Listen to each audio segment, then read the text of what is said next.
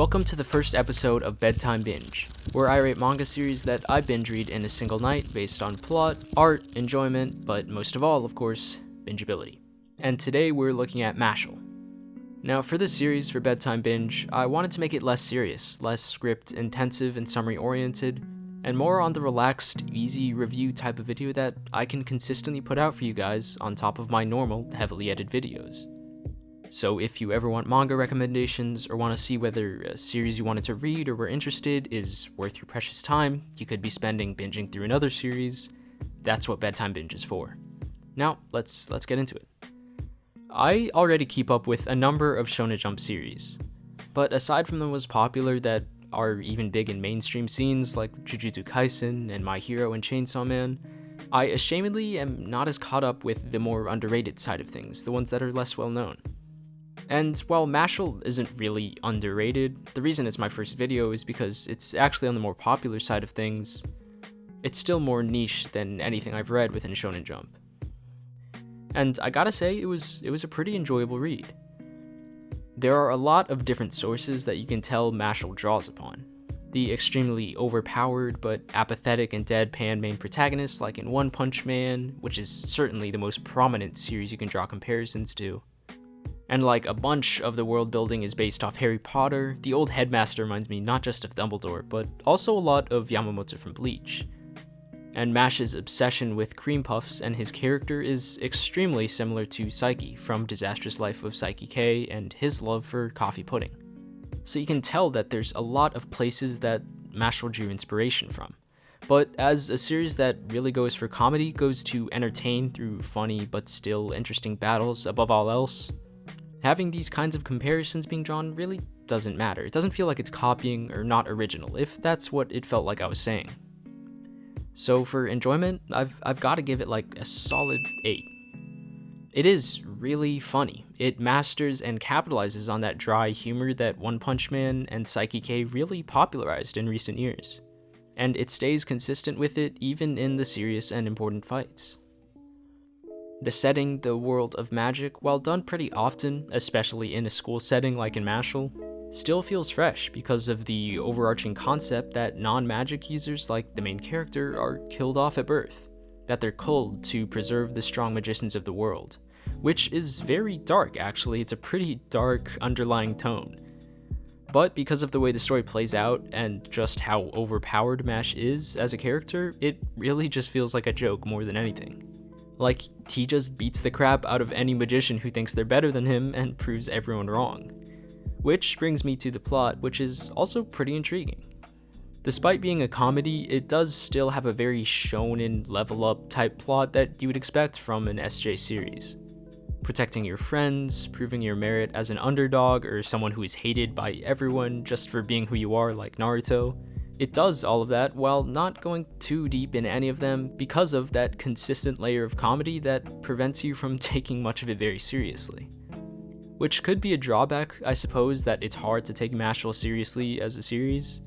But if you just go into it expecting it to be a comedy like One Punch Man as its most similar comparison, then you'll like it. You'll like the story and everything. I actually went into the series knowing absolutely nothing about it. I just heard of its name. And it was honestly a pleasant surprise that it was a comedy. I thought it would just be a pretty basic shonen manga. The main character, who's a prodigy, joining a school and moving up the ranks as he slowly garners friends through troubles, it's a very saturated concept. Which Mashle does have, so I guess I'll give plot a 6 or a 7. It's nothing too crazy or interesting really, but the humor is what brings the show from that average level to a pretty great manga. The art, the way the characters are drawn though, is very well done as well. It works perfectly with the jokes. There are scenes that are illustrated really great, perfectly shaded, and then it'll snap to a funny moment with one of the most deadpan and simple drawn faces you've ever seen.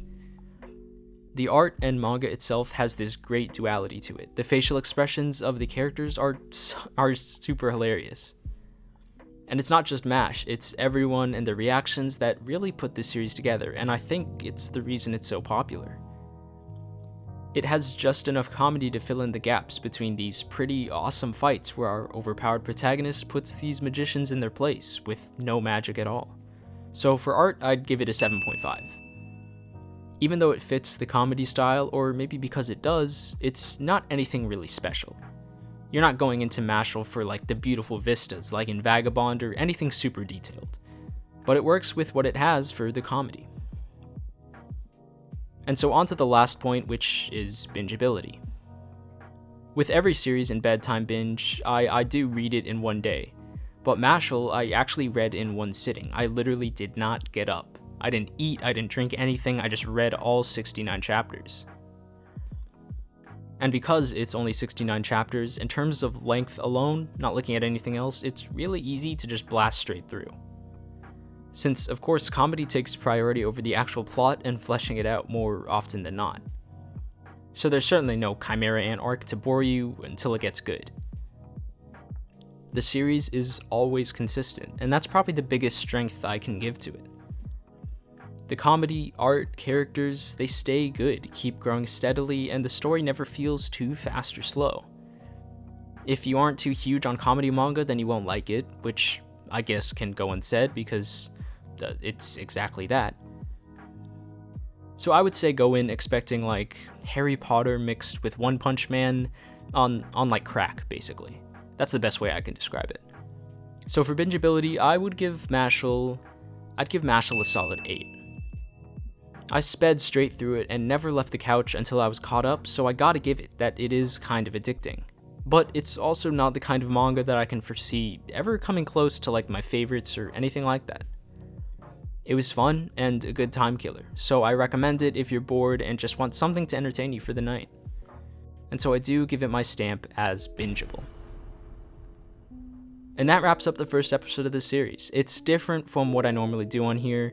It's really just me talking into a mic about my opinions, but I hope that in addition to my normal uploads, just as its own independent, relaxing series, you guys will enjoy it.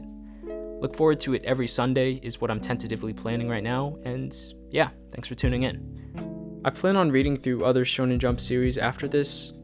I've got Undead Unlock and Spy X Family slated for the next couple episodes, as well as Vinland Saga. But comment if you have a series you want me to review, one that you were planning on reading, anything, honestly. The series is ultimately for you guys, after all.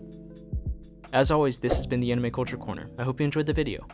Don't forget to like and subscribe for future in-depth show, manga, and character analyses.